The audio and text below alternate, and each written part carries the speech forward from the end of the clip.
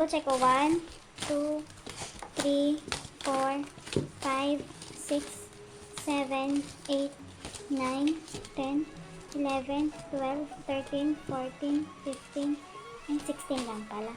Hindi nga.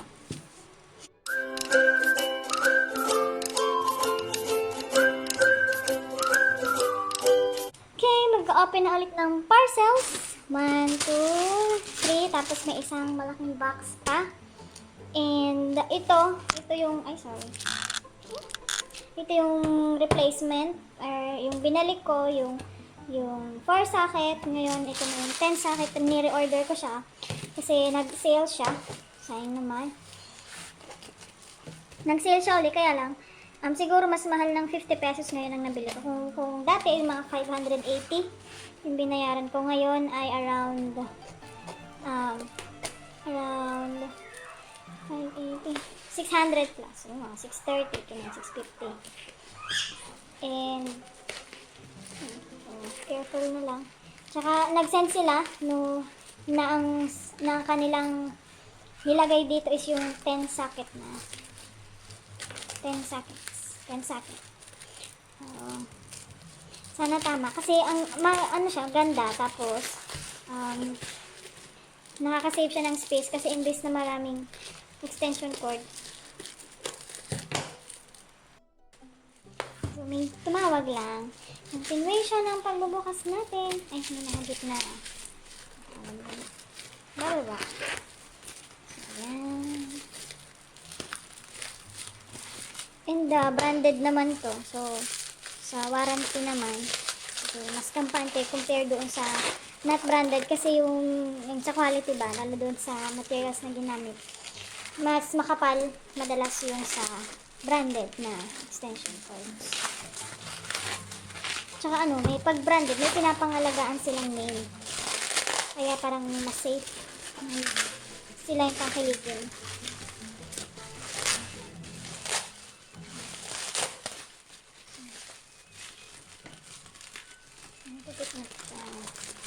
Yan.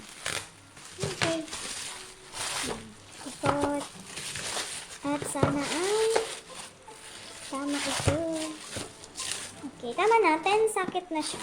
So, meron siyang 1, 2, 3, 4, 5, 6, 7, 8, 9, 10 plus 5 na USB. Tapos may isang type C. So, ito ay parang updated, yung latest kasi 'di ba? Ngayon yung sa type C to type C na yung nagiging cord. Yung sealed naman yung package niya.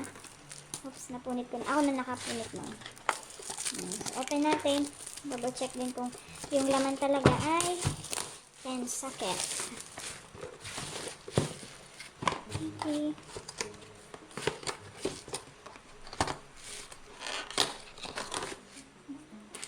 So, yung ganun, parang, ano kaya to? Kasi natanggal agad, so parang open na siya. So, sana yung pagka-open nito ay testing.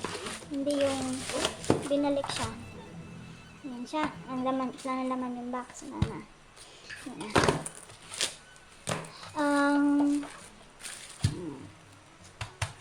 Okay, yan. Tapos, may on-off siya. Safety measure. Tapos lahat ganyan yung design. Kahit anong klase ng cord pwede. Tsaka may parang lock doon. Safe. And ito, yung sa USB ports, ito yung type C. Yan, fast charging to. Tapos yan, 18 watts. 18 watts, 2.4. Itong 2.4A. Tapos itong red, yan dalawa ang fast charging. Mabilis din naman mag-charge, pero compare dito, mas mataas kasi din yung kanilang ampere.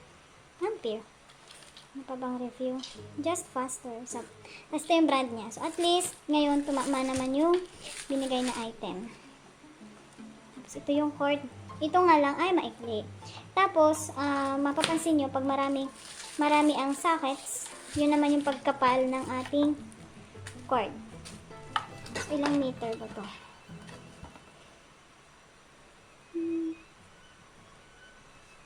Ano na siya? 6 USB ports, including yung type C.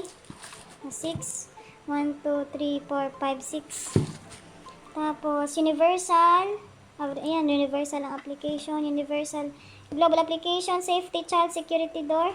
Dito yon. Hindi siya basta-basta masusuksukan o matudot-dot ng bata. And then, anti-flaming na siya. Up to 850 degrees Celsius. Ayan. 10 ways. Tapos sa likod,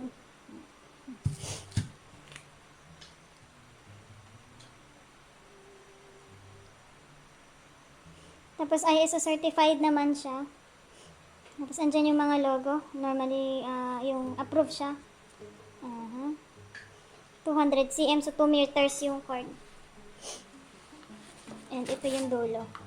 So yung normal na dulo. Hindi na siya choosy sa outlet. Okay. Ano naman? Made in China.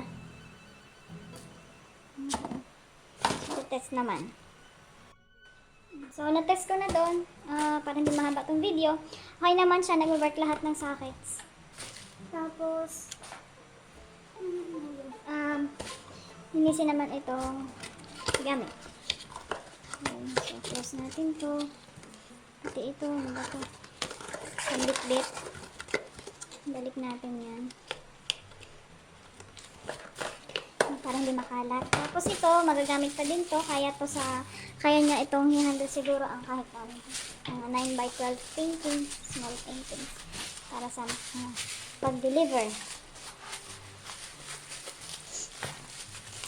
So, malinis sa tingnan.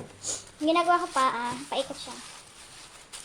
So, para siyang bilog lang. Yan. Tapos, tetapan ko dito. At least, susuksok lang siya dyan. Alam ko na kung na-estima ko na kung gano'n kakapal.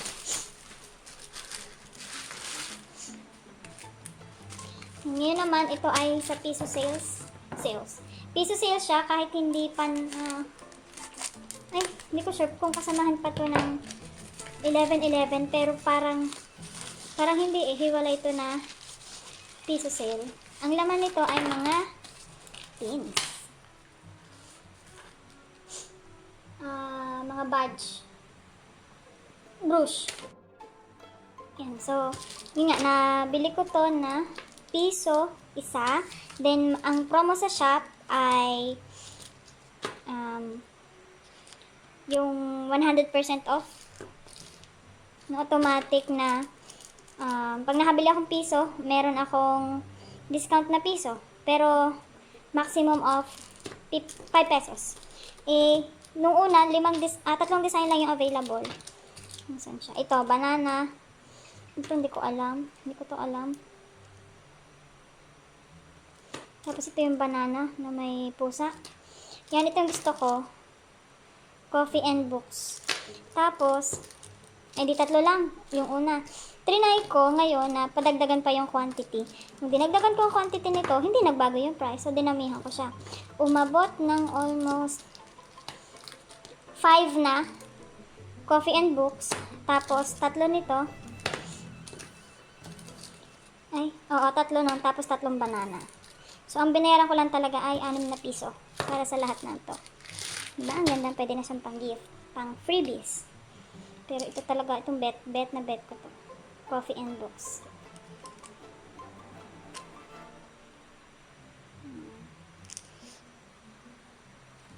So, ganito silang 3. Legit. Galing to lahat sa China. Yun madalas yung pag nag-piso sale talaga, as in. Quality items. So, yun dito. Next naman ay ito. So, ito galing din from China. Galing din China, pero hindi naman to kasali sa piso-piso. Nagkaroon lang ng free shipping na mataas, tapos may discount, may vouchers.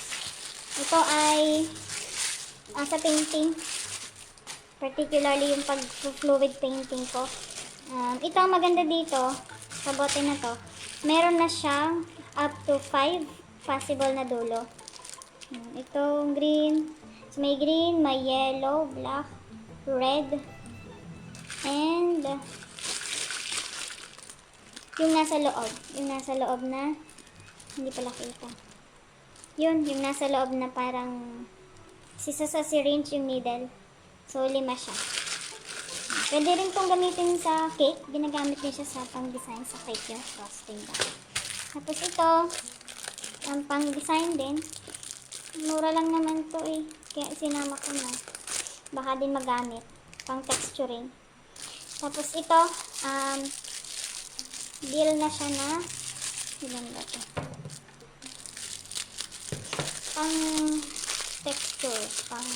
Pang-pattern sa painting or sa food design, sa mga cake, and then meron akong parang sa bricks, wall bricks, tapos stones, and then ito wood, bricks, pero mas siya, tuwid-tuwid, straight, tapos pattern sa mandala, and then ito parang wave, so yan. And siguro gamitin ko sa susunod ko artworks. Then tayo sa malaking box. Ito ngayon yung malaking box. Hindi na siya makayanin ng wide. Pero sige, akin ang bubuksan. Kahit naka-zoom in. Reklamo pa ano zoom in. Yan, so tinanggal ko yung code dito. Yung waybill. Bill, ano ba tawag din? Para sa security purposes din.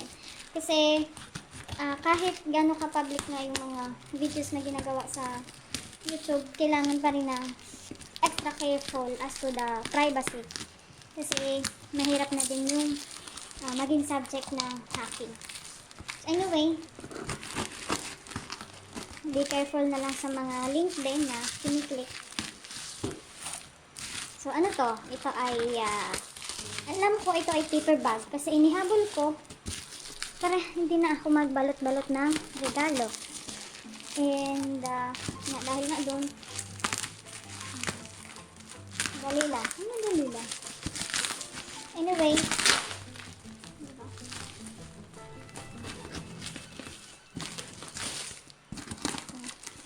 nakabox siya. Ito ay, kung di ako nagkakamali, 20 pieces na paper bag. No time na din kasi magpunta ng Divisoria kaya ako. Saka makatulong na din sa mga sa bahay na business sa Shopee. Saka the more na bumibili sa Shopee, the more na mag-stay as platinum member. Kasi yung nga yung highest mode of being member, yung platinum. Mas maraming perks kapag platinum member. Ba?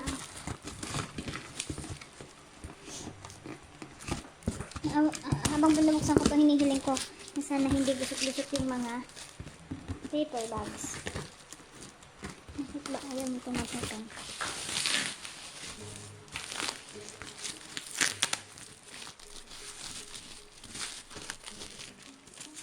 Ito mawari pa rin sa binalo.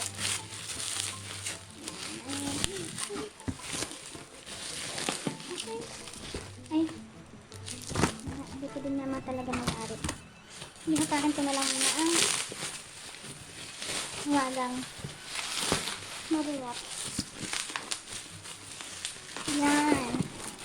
So, hanggang dito pala. Hindi pala siya yung box na sa ibabaw lang. Parang dugtong-dugtong siya na boxes.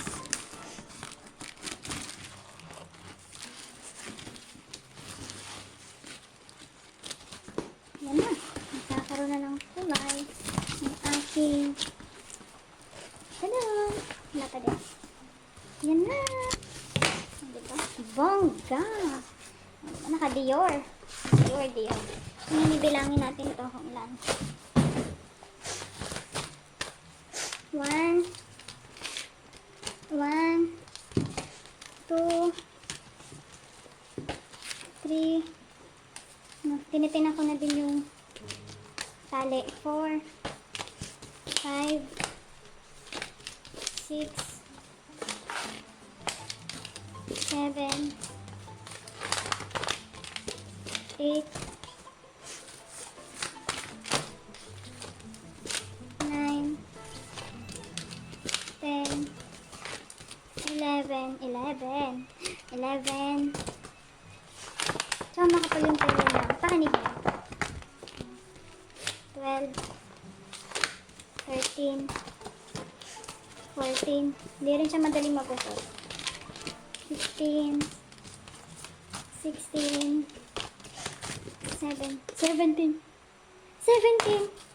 Pero parang in-order ko 16 lang. Ulitin ko may free akong isa. Kasi ang tanda ko 16 lang yung chinek out ko. Dahil pag nag-17, mag-i-increase ng around 24 pesos yung shipping fee. So double check ko. 1, 2, 3, 4, 5, 6, 7, 8, 9, 10, 11, 12, 13, 14, 15, and 16 lang pala. Hindi nga.